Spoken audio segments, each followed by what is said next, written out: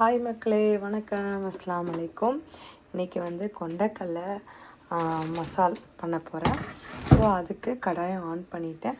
So அதுக்கு வந்து இந்த மாதிரி நீல வாக்கில் வந்து பல்லாரி வெங்காயம் நறுக்கி வச்சுக்கோங்க. ஸோ வாங்க இன்றைக்கி நம்ம எப்படி பண்ணலான்னு பார்த்துடலாம்.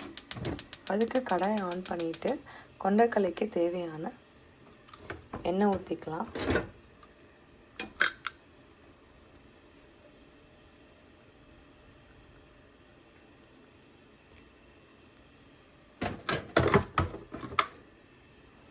ஸோ எண்ணெய் சூடானதும் தாளிப்புக்கு கொஞ்சோண்டு வந்து கடுகு,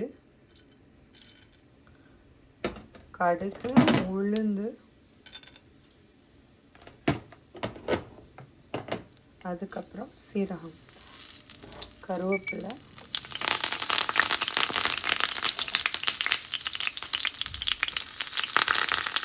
உரப்புக்கு பச்சை மிளகாய் இதெல்லாம் வந்து வத்தல் இதெல்லாம் நான் போட மாட்டேன். இது வந்து என்னோடய ஸ்டைல். ஸோ நீங்களும் ட்ரை பண்ணி பாருங்கள். நீல வாக்கில் வெட்டிக்கணும் பல்லாரி. ஸோ இப்போ கொஞ்சோண்டு மட்டும் தாளிப்புக்கு போட்டுட்டு அதுக்கப்புறம் கொஞ்சம் போடணும். ஏன்னா இப்போ நம்ம போடும்போது அது ரொம்ப சாஃப்ட் ஆகிடும் இல்லையா. தாளிப்புக்கு கொஞ்சோண்டு போட்டுட்டு வெங்காயம் போட்டு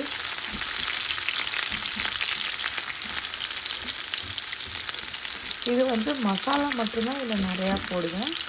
நிறையா மீன்ஸ் இது மசாலா, அதாவது பச்சை பட்டாணி மசாலா இது. ஸோ இந்த மாதிரி ஸ்டைலில் பண்ணி பாருங்கள், நல்லாயிருக்கும்.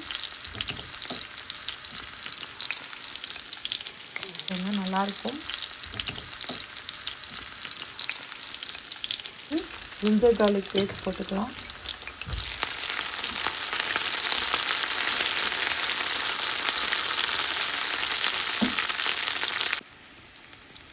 ஸோ இப்போ வந்து இது எங்கள் மாமியார் ஸ்டைல் மக்களே. ஆனால் அவங்க வந்து எண்ணெயிலையே போட்டு மசாலா ஃப்ரை பண்ணுவாங்க. பட் நான் வந்து கொஞ்சம் பச்சை பட்டாணி போட்டுட்டு நான் பண்ணிக்கிறேன். கொண்டக்கடலை மசாலாவுக்கு தேவையான உப்பு, அதுக்கப்புறம் நம்ம வீட்டு குழம்பு மசால் பொடி போட்டால் போதும் மக்களே. ஓகேவா?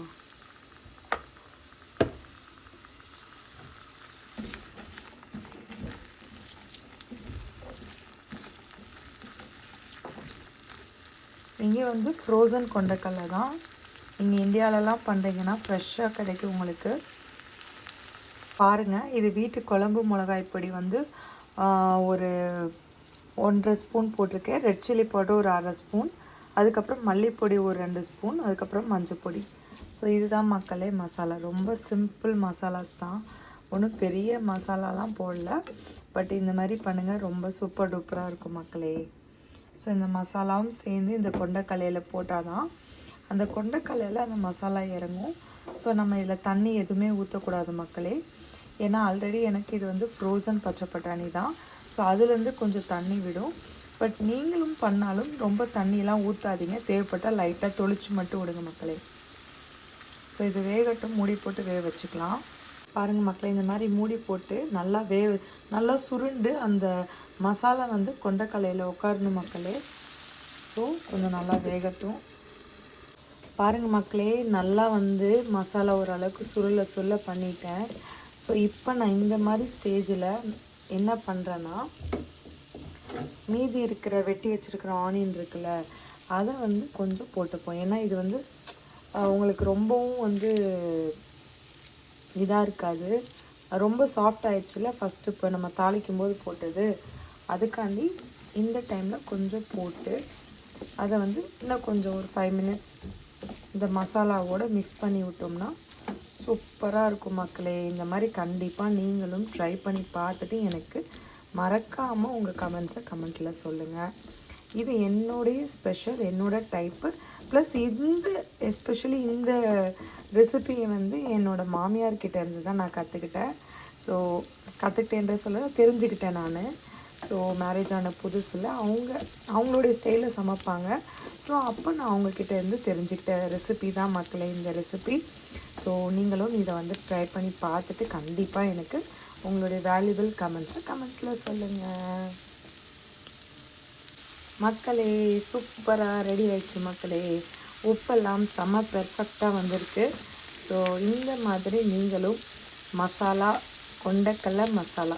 இது வந்து பச்சை பட்டாணி மசாலா. ஓகேவா? இந்த மசாலா நீங்களும் ட்ரை பண்ணி பார்த்துட்டு, க்ரீன் பீஸ் மசாலா கண்டிப்பாக ட்ரை பண்ணி பார்த்துட்டு உங்கள் வேல்யூபிள் கமெண்ட்ஸை கமெண்ட்டில் சொல்லுங்கள். இந்த அளவுக்கு ஆனியன்ஸ் வந்து கொஞ்சம் க்ரன்ச்சியாக இருந்தால் என் ஹஸ்பண்டுக்கு ரொம்ப பிடிக்கும். ஸோ அதனால நான் இந்த மாதிரி போட்டு முடிச்சுக்கிறேன். இல்லை உங்களுக்கு இன்னும் கொஞ்சம் வேகணும் அப்படின்னா நீங்கள் அந்த ஆனியன் இன்னும் கொஞ்சம் வேக வச்சுக்கலாம். பட் கொண்டக்கடலை சூப்பராக ரெடி ஆயிடுச்சு மக்களே. சாரி ஃப்ரெண்ட்ஸ், இந்த வீடியோவில் ஃபுல்லாக வந்து கொண்டக்கடலைனே சொல்கிறேன். ஆக்சுவலாக இது வந்து க்ரீன் பீஸ் மசாலா. அதை வந்து நம்ம பச்சை பட்டாணின்னு சொல்லுவோம் இல்லையா, அதுதான். ஸோ கண்டிப்பாக இந்த வீடியோ உங்களுக்கு கண்டிப்பாக பிடிச்சிருக்கும் நம்புறேன் மக்களே. பிடிச்சிருந்தா மறக்காமல் லைக் பண்ணிக்கோங்க.